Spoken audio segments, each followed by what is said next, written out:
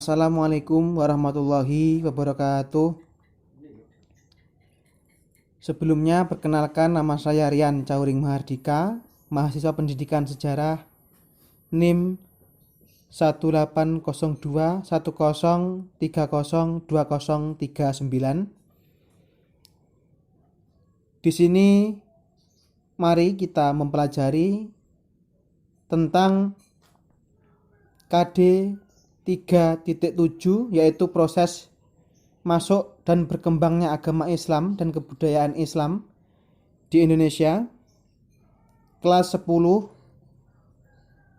IPS. Yang pertama, saya menyampaikan tentang sekilas agama Islam. Agama Islam yang merupakan peradaban lahir di Mekah, Saudi Arabia. Agama ini diyakini sebagai agama yang diwahyukan oleh Allah Subhanahu wa taala kepada umat manusia melalui utusannya, yaitu Nabi Muhammad SAW.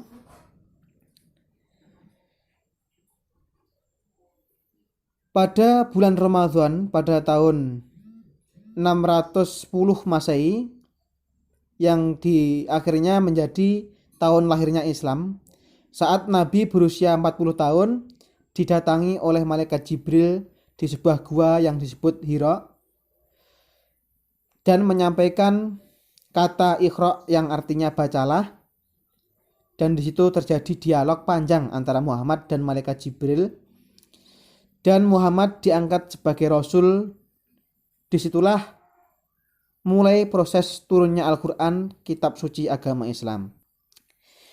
Untuk mempersingkat waktu dan materi dipahami, yang poin kedua yaitu penyampaian, atau saya akan menyampaikan tentang teori-teori masuknya agama Islam ke Indonesia. Menurut buku Sri Wahyuni ada 3 teori mengenai proses masuknya agama Islam ke Indonesia.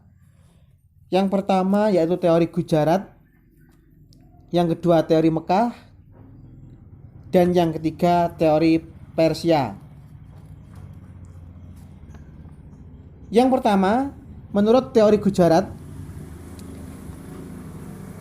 yang didukung oleh tokoh Snok Horjron, Islam masuk ke Indonesia sekitar abad ke-13 dibawa oleh para pedagang Islam dari Gujarat, India. Dan ada 2 bukti yang mendukung teori. Yang pertama, batu nisan Sultan Malik al-Saleh. Yang kedua, Yang pertama, batu nisan Sultan Malik al-Saleh, yaitu merupakan Sultan Samudra Pasai yang bercorak Gujarat atau Hindia. Yang kedua, tulisan Marco Polo, yaitu pedagang dari Venesia, yang menyatakan pernah singgah di Perlak pada tahun 1292. Sedangkan menurut teori yang kedua, yaitu teori Mekah, yang didukung oleh Buya Hamka, pengaruh Islam telah masuk ke Indonesia sekitar abad ke-7 dibawa langsung oleh para pedagang Arab. Bukti dari adanya teori Mekah ini yaitu muncul pemukiman atau ada pemukiman Islam tahun 674 di Baros, pantai sebelah barat Sumatera. Dan teori Mekah ini menyanggah teori Gujarat bahwa meyakini Islam yang berkembang di Samudra Pasai menganut mazhab Syafi'i, mazhab besar Mesir dan Mekah pada masa itu. Sedangkan daerah Gujarat menganut mazhab Hanafi. Jadi intinya kedua ini memiliki perbedaan. Dan bukti lain terkait munculnya Islam sebelum abad ke-13 adalah makam seorang wanita di Gresik yang tertulis atas nama Fatimah binti Maimun, berangkat tahun 1082. Namun akhir-akhir ini menurut buku Atlas Wali Songo disebutkan bahwa yang menjadi batu nisan bukan merupakan batu nisan yang sesungguhnya. Artinya bukan nisan Siti Fatimah binti Maimun, namun itu merupakan temuan dari peralatan kapal atau mungkin jangkar ya, yang digunakan sebagai nisan Siti Fatimah binti Maimun. Namun ini menjadi pertanyaan, apakah benar itu nisan asli atau mungkin itu merupakan potongan serpihan kapal. Dan yang ketiga, teori Persia. Menurut teori ini yang didukung oleh Husein Jayaningrat, Islam di Indonesia dibawa masuk oleh orang-orang Persia sekitar abad ke-13. Buktinya adalah adanya upacara Tabot, yaitu upacara memperingati meninggalnya Imam Husain bin Ali cucu Nabi Muhammad di Bengkulu, dan juga di Sumatera ada upacara Tabwik setiap tanggal 1 Syuro atau 10 Muharram. Dan upacara itu merupakan ritual tahunan di Persia, jadi memiliki kesamaan. Selain itu juga ada kesamaan antara ajaran Sufi yang dianut oleh Syekh Siti Jenar dan Sufi Iran beraliran Al-Halaj. Lalu yang menjadi pertanyaan, teori manakah yang paling benar? Dari tafsir terhadap ketiga pandangan itu, umumnya orang menerima bahwa Islam sudah masuk ke Indonesia sejak abad ke-7, namun baru berkembang pesat pada abad ke-13 sejalan dengan semakin mundurnya kerajaan-kerajaan Hindu-Buddha di Indonesia serta semakin ramainya perdagangan-perdagangan Arab, Persia, dan Gujarat ke Indonesia. Poin yang kedua, setelah kita mengenal teori, kita juga akan membahas tentang saluran-saluran penyebaran agama Islam di Indonesia. Proses masuk dan berkembangnya agama Islam ke Indonesia pada umumnya berjalan dengan damai, karena itu mendapat sambutan yang baik dari masyarakat, baik dari kalangan raja, bangsawan maupun rakyat biasa. Hal itu didukung oleh faktor-faktor, diantaranya satu, syarat memeluk agama Islam itu sangat mudah seperti yang kita tahu, yaitu cukup dengan mengucapkan kalimat syahadat. Yang kedua, tata cara peribadatan Islam sederhana karena tidak perlu persiapan yang rumit. Dan yang ketiga, Islam tidak mengenal pelapisan sosial seperti orang-orang Hindu. Dalam agama Hindu ada pembagian kelas sosial yang sering kita jumpai atau kita sebut dengan kasta. Kemudian penyebaran agama Islam berlangsung damai dapat terlihat pada cara-cara penyebarannya, yaitu melalui saluran pandangan, perdagangan, perkawinan, pendidikan, ajaran tasawuf, dakwah, dan kesenian. Yang pertama, kita mengambil saluran perdagangan. Perdagangan merupakan metode penyebaran Islam yang paling kentara, bahkan dapat dikatakan sebagai aluran pertama dan utama penyebaran agama Islam. Karena pada zaman itu seorang pedagang itu sudah melaksanakan kontak, melakukan perdagangan, di lain itu juga menyampaikan ajaran agama. Yang kedua, saluran perkawinan. Setelah melakukan perdagangan, tentu di dalam hubungan satu sama lain akhirnya memiliki ketertarikan, dan disitulah terjadi perkawinan. Otomatis dalam perkawinan terjadi suatu penyebaran agama yang secara tidak langsung akan memberikan dampak yang luar biasa. Sebagai contoh ya, yaitu perkawinan antara Kertabumi atau Brawijaya V, Raja Majapahit dengan Putri Campa. Putri Campa yang berasal dari luar daerah atau ya kita yakini sebagai orang Arab dari dinasti Ming.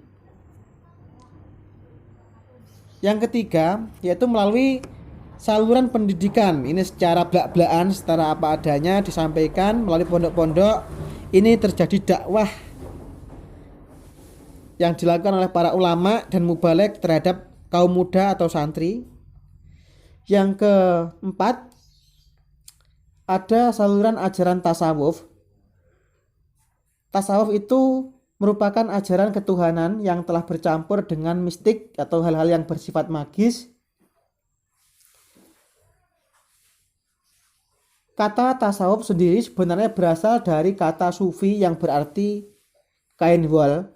yang terbuat dari bulu domba, dan istilah ini muncul karena para ahli tasawuf biasanya memakai jubah yang terbuat dari wol. Yang kelima yaitu saluran dakwah. Mungkin agak memiliki kesamaan dengan saluran pendidikan, namun dakwah ini dilaksanakan kita biasanya identik dakwah ini dengan Wali Songo. Wali Songo yang berada di tanah Jawa ini merupakan saluran dakwah sebagai contoh yang real, yang nyata. Dan yang keenam, yang terakhir, yaitu saluran kesenian. Biasanya agama Islam sering sekali disebarkan melalui kesenian. Beberapa bentuknya telah disebutkan seperti wayang yang disampaikan atau digagas